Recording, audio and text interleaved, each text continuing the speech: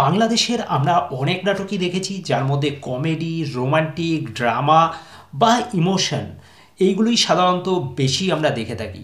কিন্তু আজ যে নাটকটি নিয়ে কথা বলবো সেটা সম্পূর্ণ এর থেকে আলাদা একটি নাটক, একেবারে অন্য ধারার একটা নাটক বলতে পারো। তো সেই নাটকটা যেখানে মুখ্য ভূমিকায় আমরা দেখতে পাচ্ছি জোভান এবং তটিনী জুটিকে।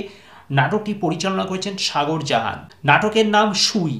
নাম শুনে অন্যরকম লাগলেও এর যে কনসেপ্টটা সেটা কিন্তু টোটালি আলাদা। নাটকটি আমাকে তো বেশ নতুনত্ব একটা ফ্লেভার দিয়েছে। আশা করছি কাউকেই এই নাটকটি দেখে হতাশ হতে হবে না।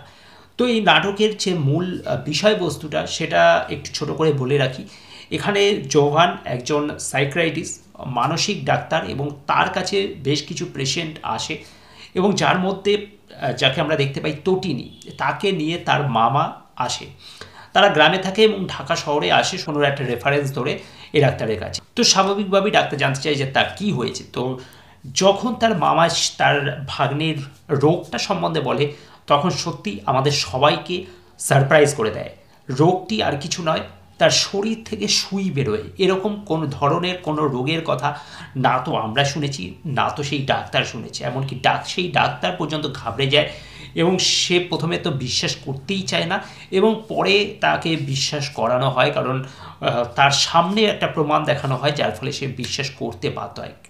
এবং তারপরে তার লাইফের এটা এমনই একটা কেস যেটা সে তার এত বছরের কেরিয়ারে কখনো এরকম ধরনের কেস তার কাছে আগে আসেনি। তো স্বাভাবিকভাবেই সে এটা নিয়ে বেশ চিন্তা করছে এবং পাশাপাশি মেয়েটিকে দেখতে এতটাই কিউট বা এতটাই ইনোসেন্ট যে তার প্রতি একটা দুর্বলতাও কাজ করে এই ডাক্তারের।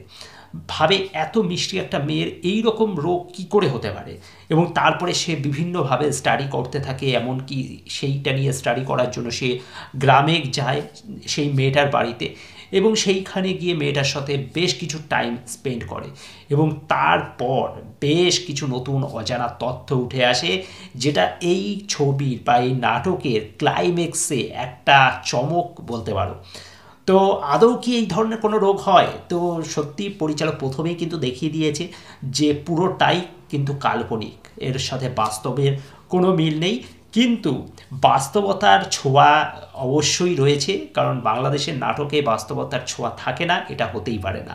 তো এখানেও বাস্তবতার ছোঁয়া রয়েছে। তাই যারা প্রথমেই নাটকটি দেখে বলবে এ তো অবাস্তব, অকাল্পনিক, তাদের আমি বলবো ধৈর্য ধরে পুরো নাটকটা দেখুন, কারণ এই নাটকের শেষে গিয়ে চমক অপেক্ষা করছে এবং এই শেষের চমকটাই মানুষকে সারপ্রাইজ করে রাখবে।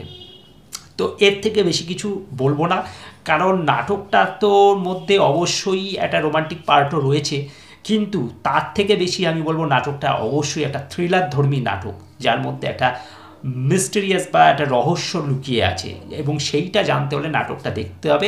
এই নাটকের অভিনয় পার্টটা তো অবশ্যই বেস্ট লাগবেই।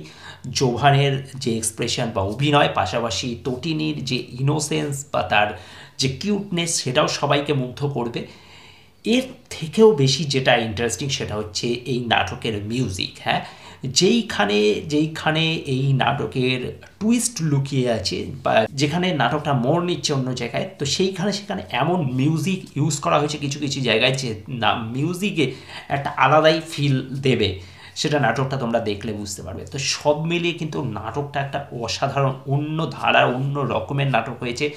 তো আমার তো বেশ ভালো লেগেছে, বেশ ইন্টারেস্টিং লেগেছে। এই নাটকটা নিয়ে আমি পার্সোনালি খুবই এক্সাইটেড। তো দেখার আগে সেই ফিলটা হয়নি, কিন্তু যখন নাটকটা দেখা শুরু করলাম তখন আমাকে পুরো হিলিয়ে দিয়েছে। তো সত্যি নাটকটা পুরোপুরি জোশ ছিল। তো যারা দেখোনি অবশ্যই নাটকটা মিস করো না, আর যারা দেখেছো তাদের মতামত অবশ্যই কমেন্ট করে জানাতে ভুলবে না। ভিডিওটা ভালো লাগলে লাইক শেয়ার করে দেবে, চ্যানেলটা সাবস্ক্রাইব করে সাথে থাকবে। Thank you.